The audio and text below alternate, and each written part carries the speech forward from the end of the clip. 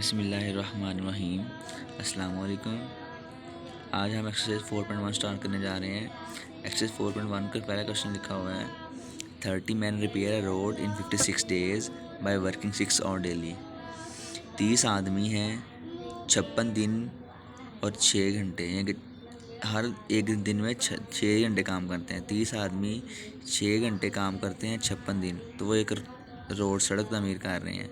लिखा हुआ है इन हाउ मैनी डेज, कितने दिनों में 45 man will repair the same road by working 7 hour daily. अगर वो कह रहे हैं कि आदमी की तादाद बढ़ा दी जाए और वर्किंग और भी बढ़ा दिए जाए तो कितने दिनों में ये काम हो जाएगा। ठीक है, नंबर ऑफ़ डेज़ आपने निकालना है। जो चीज़ आपने निकालनी होती है उसको बेटा आप किसी वेरिएबल, किसी भी अननोन नंबर के एक बार रख लो, एक्स रख लो, वाई रख लो या जी रख लो, कुछ भी रख लो। ठीक है, तो देखिए सबसे पहले क्वेश्चन में लिख रहा हूँ सोल्यूशन नंबर 1।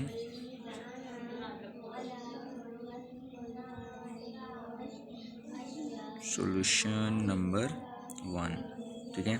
सब स्टार्ट में बेटा जो आपने निकालनी है वो मैंने लेट कर लिया। Let number of days is equal to x. Let कर लेंगे number of days is equal to x है। अब क्या कर जो चीज़ें मेरे पास गिवन है वो लिखूंगा इधर। सबसे पहले मेरे पास गिवन है मैन, ठीक है। मैन के बाद मेरे पास है डेज और डेज के बाद मेरे पास वर्किंग आवर, जिनके और लिख सकता हूँ सिर्फ आवर्स। अब मैन कितने हैं बेटा, पहले मैन थे मेरे पास 30, मैं वो भी साथ लिखूँगा 30 के बाद बेटा डेज कितने हैं 56, तो 56 लिखूँगा इधर, और वर्किंग आवर कितने थे 6।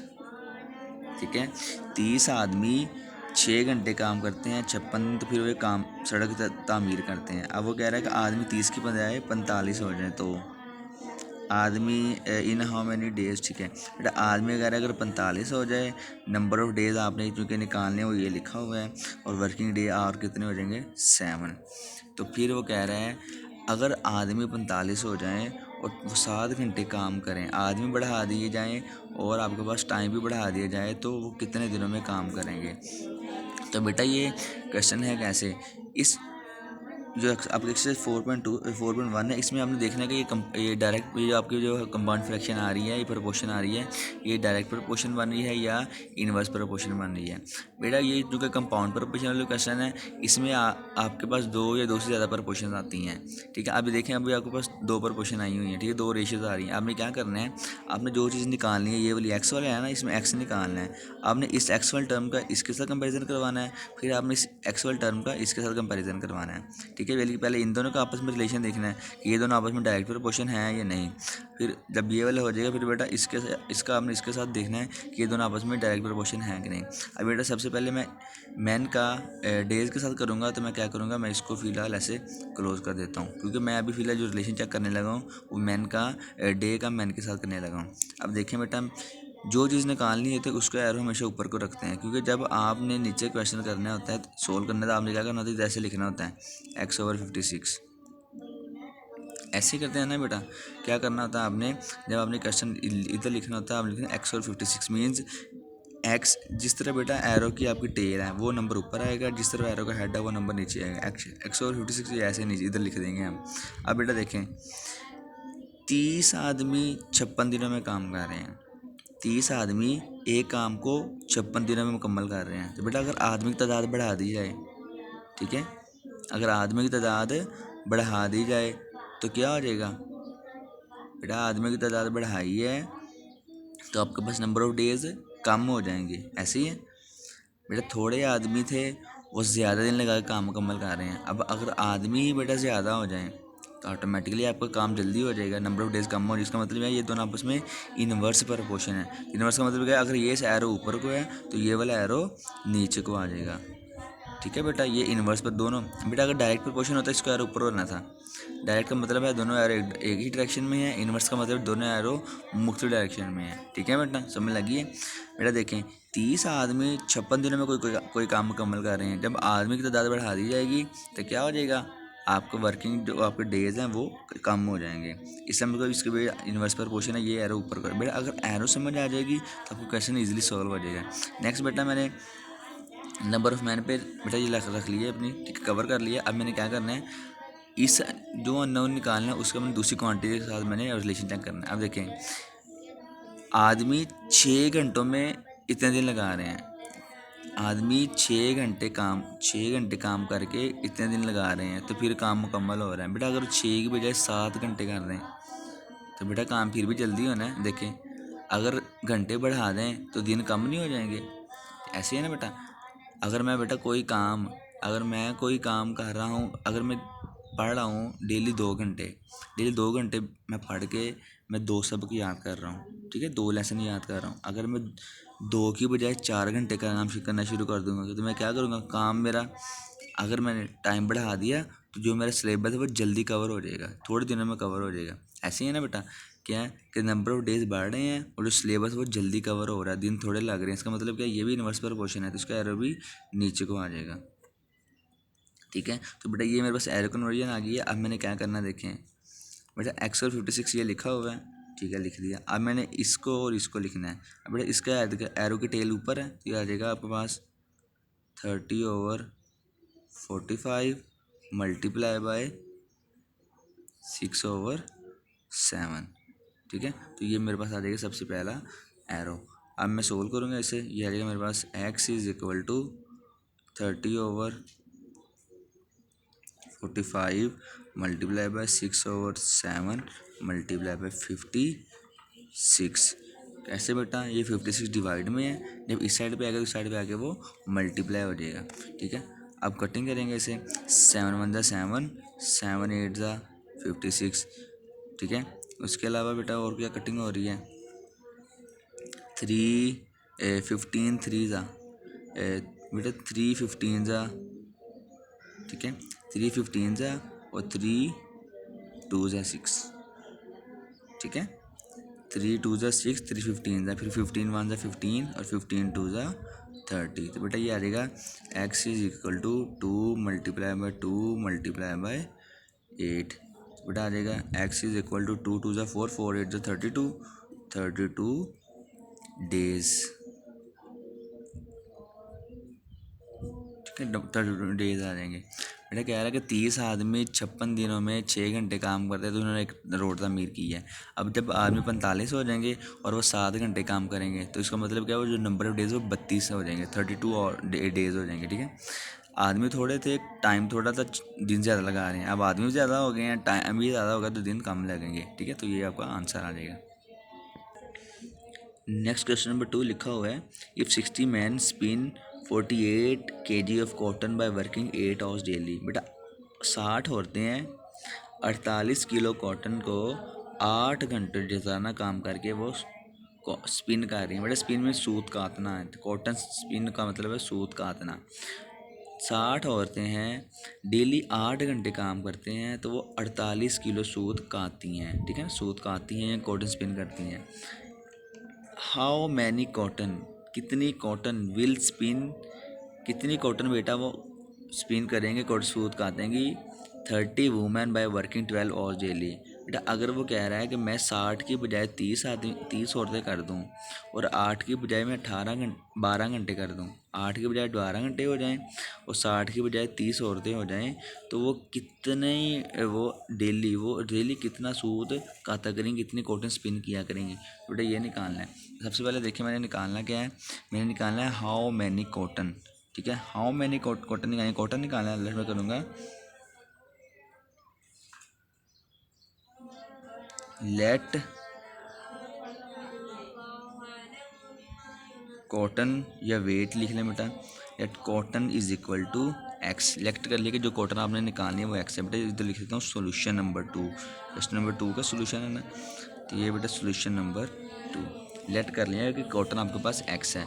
तो बेटा क्या क्या चीज़ें मेरे पास गिवन है, एक मेरे पास है कॉटन और नेक्स्ट मेरे पास है वुमेन और नेक्स्ट मेरे पास है और। ठीक है, अब बेटा देखें सबसे पहले लिखा है 60 वुमेन स्पिन, 60 वुमेन के लिए मेरे पास 60 हैं। कितना स्पिन करते हैं 48 kg कॉटन, तो 48 kg कॉटन आ जाएगा। उसके अलावा बेटा कितने 8 आवर्स डेली, 8 आवर्स डेली। ठीक है बेटा, फर्स्ट स्टेटमेंट को मैंने इधर लिख दिया है। अब नेक्स्ट बेटा देखें,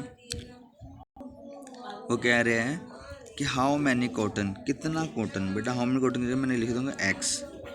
विल 30 वुमेन, 30 औरतें स्पिन इन 8 आवर्स डेली। बेटा अगर वो 8 की बजाय 12 आवर डेली, अगर बेटा वो पहले 8 घंटे काम करती हैं 60 औरतें, तो वो 48 किलो सूत कहाती हैं। बट क्या अब कह रहे हैं कि 8 के अगर 12 घंटे हो जाएं और औरतें 30 हो जाएं, तो वो कितनी कॉटन स्पिन करेंगी। बेटा क्या करेंगे, देखें सबसे पहले मैंने बताया था कि जो चीज़ आपने निकालनी तो उसके यार ऊपर को, ठीक है, इसके यार मैंने ऊपर को लगा दी क्योंकि ये साइड पे आएगा। अब आपने क्या करना है, आपने इसका इसके साथ रिलेशन निकालना है और फिर आपने इसका इसके साथ रिलेशन निकालना है, ठीक है। अब देखें 48 किलो कॉटन 60 औरतें इतना कॉटन स्पिन करती हैं। बेटा 60 औरतें इतने किलो कॉटन स्पिन करती हैं, ठीक है। ये अभी फ़िलहाल मैं इसकी बात नहीं कर रहा, टाइम कितना नहीं देखना, आपने सिर्फ ये देखना है। 60 औरतें 48 किलो कॉटन स्पिन कर रही हैं और 30 औरतें कितना करेंगी। बेटा ज़्यादा औरतें थी, ज़्यादा वेट भी ज़्यादा है। अगर औरतें कम हो जाएंगी तो बेटा काम भी कम हो जाएगा। इसका मतलब क्या है, ये दोनों आपस में एक चीज़ के बढ़ने से, एक चीज़ के कम होने से दूसरी चीज़ क्या हो रही है, कम हो रही है। 60 औरतें थी 48 किलो कॉटन कर रही हैं, 30 औरतें हैं तो कॉटन भी कम हो गया। इसका मतलब ये दोनों एक ही वक्त में इंक्रीज़ हो रहे हैं, डिक्रीज़ हो रहे हैं। इसका मतलब दोनों आपस में डायरेक्ट प्रोपोर्शन है। इसका मतलब इसका एरो ऊपर को आ जाएगा, ठीक है। नेक्स्ट बेटा अब इस पर रख लें वुमेन पे। अब देखें 8 घंटों में वो काम करती हैं 48 किलो। 8 घंटों में अब बेटा कॉटन और ओस का आपस में रिलेशन बनाना है। 8 घंटों में वो 48 किलो सूत करती हैं काम, ठीक है। 48 किलो जो कॉटन स्पिन करती हैं। तो बेटा अगर 12 घंटे हो जाएं तो कॉटन ज़्यादा हो जाएगा, थोड़े घंटे तो थोड़ा काम, ज़्यादा घंटे तो ज़्यादा काम, ठीक है। तो ये मेरे पास आ जाएगा, इसका एरो भी ऊपर को डायरेक्ट प्रोपोर्शन का, ठीक है। तो ये मेरे पास बेटा एरो साइन हो गए हैं। अब बेटा क्या करना है, आ जाएगा x/48, ठीक है। ये वैसे ही, अब ये भी 30/60 मल्टीप्लाई बाय 12/8। अब आ जाएगा x is equal to 30/60 multiply by 12/8 multiply by 48, ठीक है।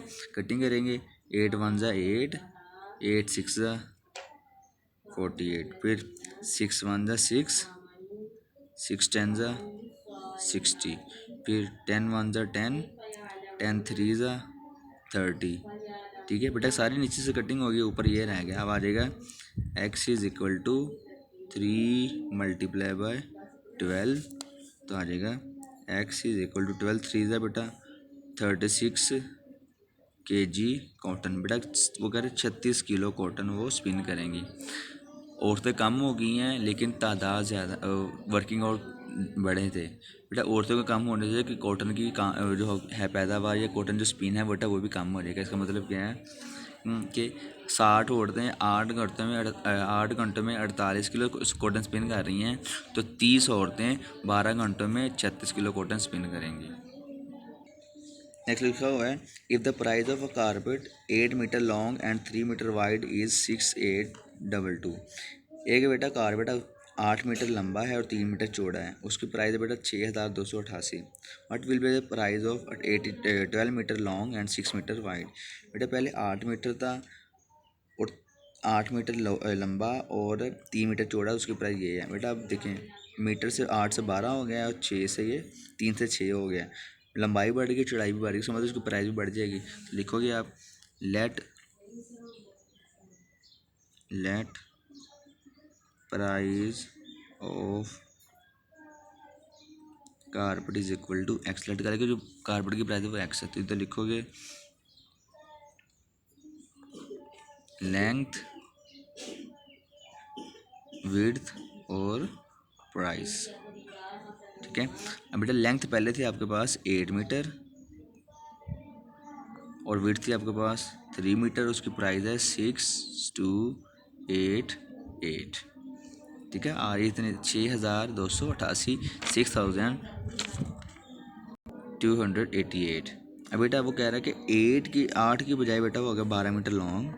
अब जो कि मैं जो नया कार्बन लेना वो बेटा 12 मीटर लॉन्ग लेना, 12 मीटर लॉन्ग और 6 metre wide, 12 metre long 6 metre wide मैंने कारपेट लेना है, तो इसकी प्राइस बताएं। ठीक है बेटा, एक्स निकालना है आपने। अब बेटा फिर आपने क्या करना है, आपने इसी तरह ऐसे चेक करना है। देखें, सबसे पहले मैं लेंथ पे रख लेता हूँ मार्कर को। ठीक है, क्या देखें, 3 मीटर जो चौड़ा है आपका जो कारपेट, उसकी प्राइस इतनी है। ठीक है, पहले आपने विड्थ का प्राइस बताया बेटा, 3 मीटर चौड़ा कारपेट है, उसकी प्राइस इतनी है। अब 6 मीटर चौड़े प्राइस कारपेट की प्राइस कितनी होगी बेटा, थोड़ा था चौड़ाई थोड़ी थी तो पैसे इतने हैं, अब चौड़ाई ज़्यादा हो गई है तो पैसे बढ़ जाएंगे। ठीक है, अगर ये बेटा आप इसका एरो साइन ऊपर को है, मैंने सबसे पहले आपने इसका एरो ऊपर लगा लेना होता है। अब बेटा 3 मीटर की लंबाई इतनी है तो 6 मीटर की लंबाई 3 मीटर के पैसे इतने हैं तो 6 मीटर के पैसे कितने होंगे बेटा, ऑटोमेटिक ज़्यादा होंगे। थोड़े चौड़ाई है तो थोड़े पैसे, अगर ज़्यादा हो जाएगी बेटा डबल हो जाएगी, इसके पैसे भी डबल हो जाएंगे, इसका मतलब ये भी एरो ऊपर को आ जाएगा। ठीक है, तो ये हो जाएगा। अब नेक्स्ट बेटा आप इधर देखना है, 8 मीटर लंबाई है, उसके पैसे हैं इतने। बेटा अगर 8 की बजाय 12 मीटर हो जाएगी लंबाई तो उसके पैसे ज़्यादा हो जाएंगे, ये भी डायरेक्ट दोनों चीज़ें बढ़ रही हैं तो ये भी डायरेक्ट प्रोपोर्शन हो जाएगा। ठीक है, तो ये मेरे पास एरर लग गए हैं।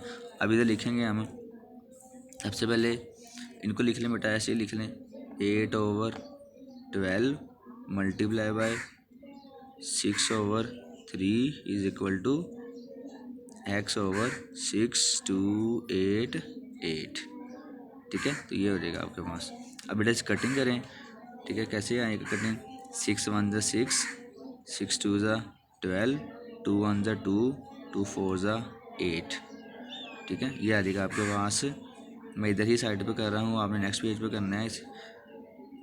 4/3 multiply by 6 2 8 8 is equal to x. बेटा ये डिवाइड में था, इस साइड पे जाके मल्टीप्लाई हो जाएगा, क्योंकि इधर सिर्फ ये 4 और 3 बचा ना, 4/3 बचा है, और साथ ये भी मल्टीप्लाई करवा लें। अब इसी कटिंग करवाएंगे, ये आ जाएगा 4 मल्टीप्लाई बाय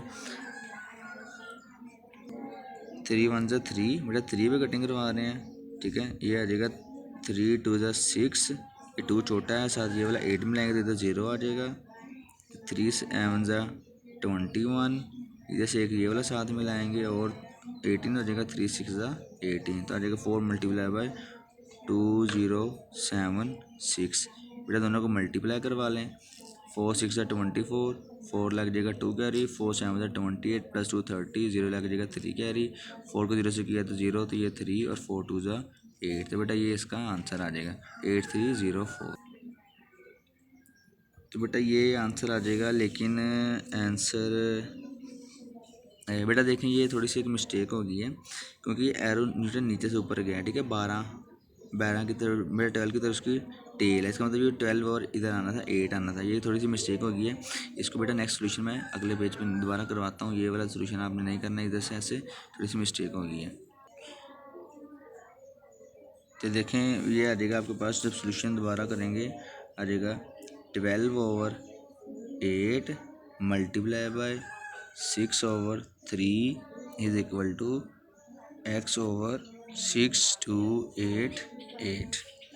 ठीक है, तो बेटा अब कटिंग करें, अब हो जाएगी इजीली, क्योंकि देखें इधर 12 की तरफ टेल थी तो 12 ऊपर आना था, 6 की तरफ टेल है तो 6 बेटा ऊपर आएगा, x की तरफ टेल है तो x भी ऊपर आएगा। ठीक है, तो ये मैंने बेटा ऐसे ही लिखा हुआ है। कटिंग करेंगे, 3 1 ज़ा 3, 3 4 ज़ा 12, 4 1 ज़ा 4, 4 2 ज़ा 8, 2 1 ज़ा 2, 2 3 ज़ा 6।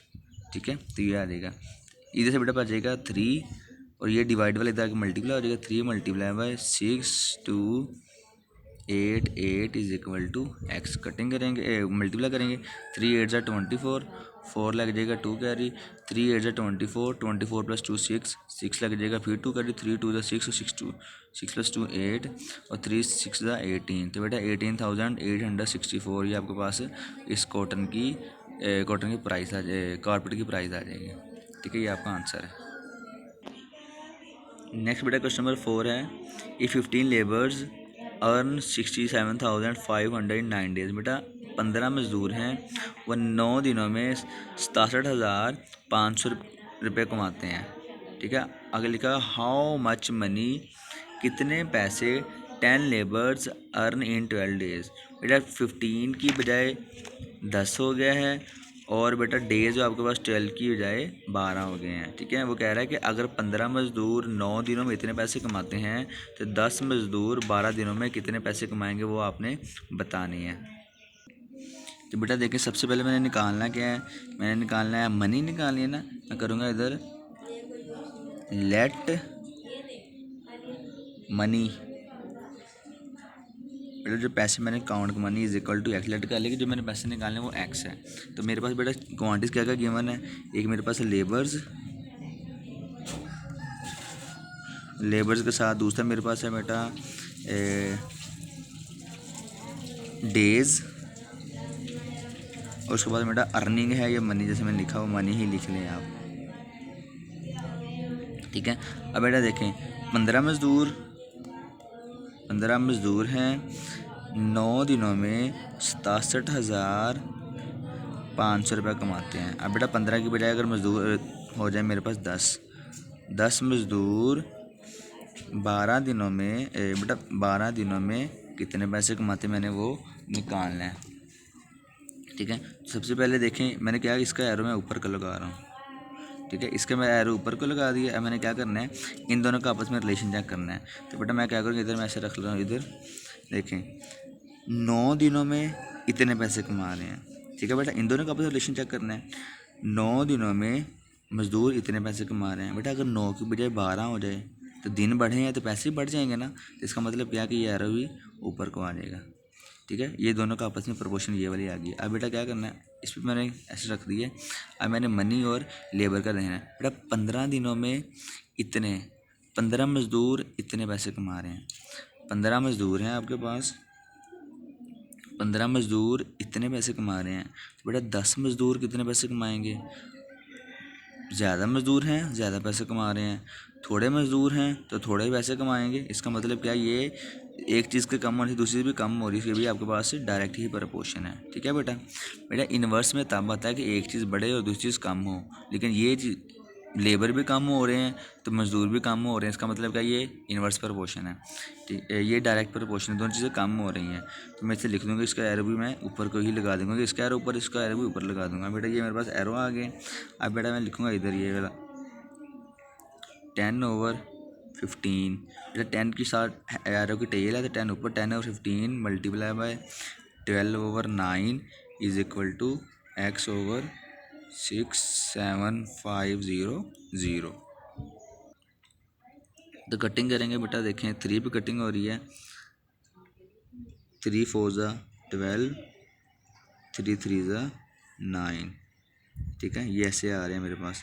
उसके अलावा बेटा और कटिंग नहीं हो रही इसकी, मैं इसलिए लिखूँगा 10/15 multiply by 4/3 multiply by 67500 is equal to x।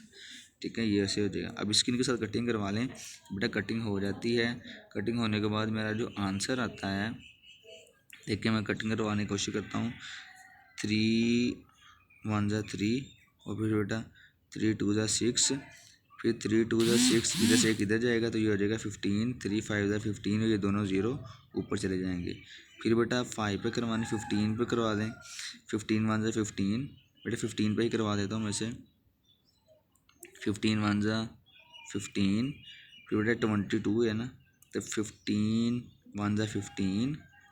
ठीक है, इधर से 7 इधर जाएगा 75, 15 5 75, ये बेटा 2 0 आ जाएंगे। और ठीक है, मेरे पास ऊपर आ गया, वो आ गया 10 multiply by 4 multiply by 1500 is equal to x। बेटा इनको मल्टीप्लाई करवा लो। मल्टीप्लाई करवाने से जो मेरा आंसर आ रहा है वो आ रहा है, बेटा देखें 15 को 5 से करेंगे तो बेटा आ जाएगा 60, ये आ जाएगा 6000। 6000 को जब 10 से करेंगे तो बेटा आ जाएगा मेरे पास 60,000। तो ये मेरा आंसर आएगा, आ रहा है 60,000 इज इक्वल टू x। यानी कि 15 मज़दूर 9 दिनों में इतने पैसे कमा रहे हैं, तो बेटा 10 मज़दूर 12 दिनों में 60,000 रुपये कमाएंगे। ठीक है, तो ये मेरा आंसर है।